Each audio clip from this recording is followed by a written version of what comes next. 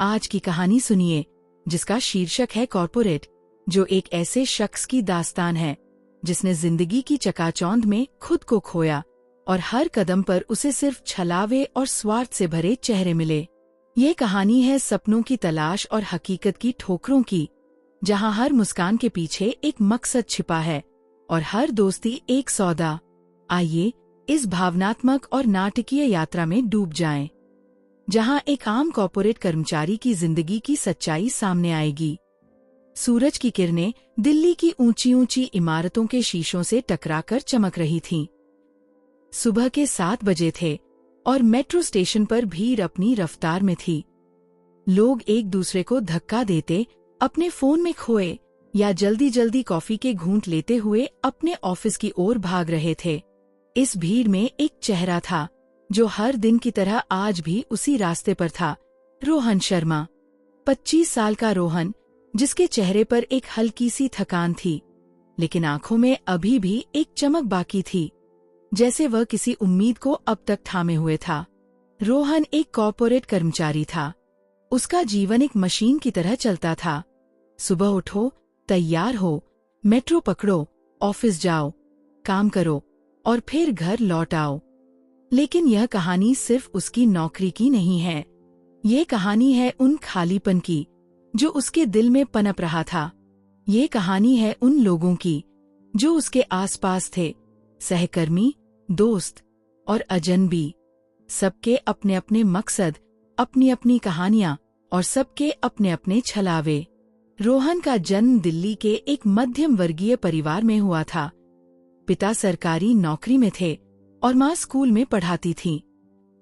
बचपन से ही रोहन को सिखाया गया था कि मेहनत और ईमानदारी से जिंदगी में सब कुछ हासिल किया जा सकता है। उसने इंजीनियरिंग की पढ़ाई पूरी की थी और फिर एक मल्टीनेशनल कंपनी में नौकरी शुरू की। लेकिन जल्द ही उसे एहसास हुआ कि कॉर्पोरेट की दुनिया वैसी नहीं थी जैसी वह किताबों में पढ़ता था या अपने माता पिता की कहानियों में सुनता था। यह एक ऐसी दुनिया थी जहां हर कोई अपने लिए जीता था और दोस्ती, प्यार या विश्वास जैसी चीजें सिर्फ सौदों का हिस्सा थीं। पहली नौकरी में रोहन का स्वागत बड़े गर्मजोशी से हुआ था। उसका बॉस मिस्टर गुप्ता एक मोटा ताजा, हमेशा हंसने वाला इंसान था। उसने रोहन को पहले दिन ही अपने केबिन में बुलाया और कहा, रोहन, तुम में वो चिंगारी है जो इस कंपनी को चाहिए। बस मेहनत करो और तुम्हारा भविष्य सुनहरा होगा। रोहन को ये सुनकर गर्व हुआ। उसने दिन रात मेहनत की, प्रोजेक्ट समय पर पूरे किए और अपने सहकर्मियों की मदद की। लेकिन कुछ महीनों बाद जब प्रमोशन की बारी आई तो उसका नाम लिस्ट में नहीं था। उसकी जगह एक दूसरा लड़का, जिसे रोहन ने कई बार अपने प्रोजेक्ट्स में मदद की थी, प्रमोट हुआ। क्या बात है रोहन, तुम तो हमारे स्टार हो, फिर भी प्रमोशन नहीं मिला? उस लड़के ने हंसते हुए कहा, लेकिन उसकी आंखों में एक चमक थी जो रोहन को समझ नहीं आई। बाद में पता चला कि उसने मिस्टर गुप्ता के साथ गोल्फ खेलते वक्त कुछ खास बातें की थीं और प्रमोशन का सौदा पक्का हो गया था। रोहन को पहली बार एहसास हुआ कि मेहनत से ज्यादा जरूरी है कनेक्शंस बनाना। इस घटना ने रोहन को थोड़ा बदल दिया। वह अब ऑफिस में ज्यादा बोलता नहीं था। वह अपने काम में डूबा रहता, लेकिन उसकी आंखें हर किसी को परख रही होती। वह समझ गया था कि इस दुनिया में कोई भी बिना मकसद के उससे बात नहीं करता। फिर भी वह अपने दिल में एक उम्मीद रखता था कि शायद कोई ऐसा इंसान मिले जो बिना किसी स्वार्थ के उसका दोस्त बने। कुछ महीनों बाद रोहन ने नौकरी बदल ली। नई कंपनी में उसका स्वागत एक और चमकते चेहरे ने किया, आकांक्षा। वह रोहन की सीनियर थी और उसकी मुस्कान इतनी खूबसूरत थी कि रोहन को पहली बार लगा कि शायद ये ऑफिस पुराने से बेहतर होगा। आकांक्षा ने उसे अपने प्रोजेक्ट्स में शामिल किया, उसे लंच पर बुलाया और कई बार ऑफिस के बाद कॉफी के लिए ले गई। रोहन को लगा कि आकांक्षा उसकी दोस्त बन रही है, लेकिन जल्द ही उसे सच पता चला। एक दिन आकांक्षा ने उसे अपने केबिन में बुलाया और कहा, रोहन, तुम बहुत मेहनती हो। मेरे पास एक प्रोजेक्ट है जो बहुत बड़ा है। अगर तुम इसे मेरे लिए पूरा कर दोगे तो मैं तुम्हारा hearing this I was like what, how could I miss that. Rohan को लगा जैसे किसी ने उसके चेहरे पर तमाचा मारा हो। आकांक्षा का मकसद सिर्फ यह था कि वह उसका काम अपने नाम कर ले। उसने रोहन की मेहनत का फायदा उठाया और जब प्रोजेक्ट की तारीफ हुई तो सारा श्रेय उसने ले लिया। रोहन को फिर से धोखा मिला। उसने चुपचाप अपनी कुर्सी पर वापस जाकर अपने काम में खुद को डुबो लिया, लेकिन उसके दिल में एक टीस थी। वह सोचता, क्या इस दुनिया में कोई भी सच्चा नहीं है। समय बीतता गया और रोहन की जिंदगी में ऐसे कई लोग आए और गए। कुछ दोस्त बने, कुछ रिश्तों की शुरुआत हुई, लेकिन हर बार उसे एक नया सबक मिला।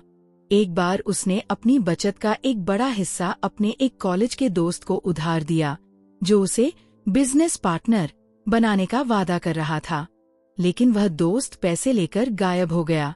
एक दूसरी बार उसने एक लड़की से दोस्ती की जो उसे बहुत पसंद थी।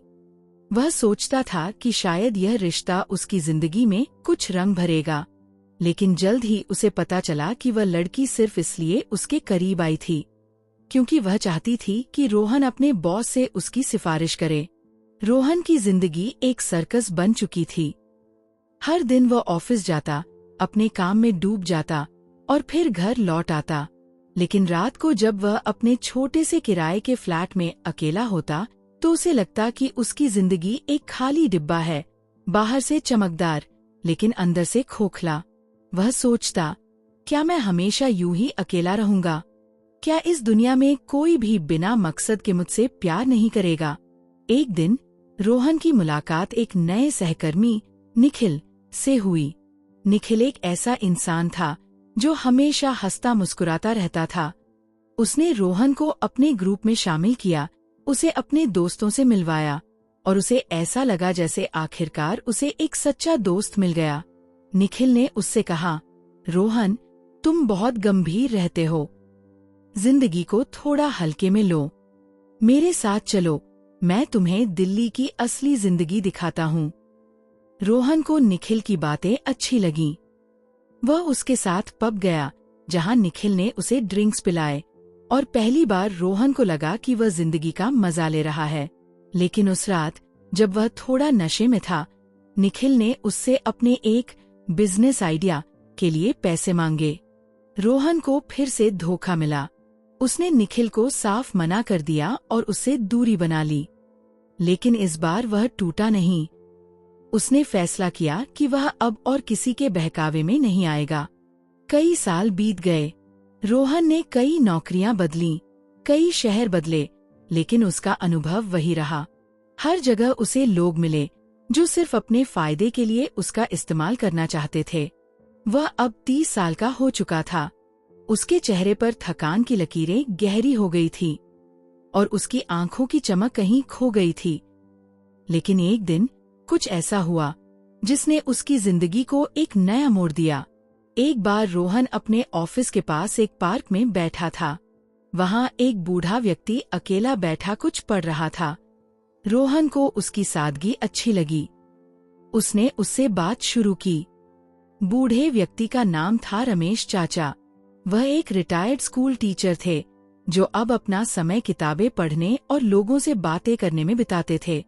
रमेश चाचा ने रोहन को अपनी जिंदगी की कहानियां सुनाई, कैसे उन्होंने अपने पूरे करियर में बच्चों को पढ़ाया, कैसे उन्होंने अपने परिवार की जिम्मेदारियां निभाईं और कैसे अब वह छोटी छोटी चीजों में खुशी ढूंढते थे। रोहन को पहली बार लगा कि वह किसी ऐसे इंसान से मिला है जिसके पास देने के लिए सिर्फ कहानियां थीं, कोई मकसद नहीं। रमेश चाचा ने उससे कहा, बेटा, जिंदगी में लोग तुम्हें धोखा देंगे, लेकिन तुम्हें ये तय करना है कि तुम अपने दिल को कितना खुला रखना चाहते हो।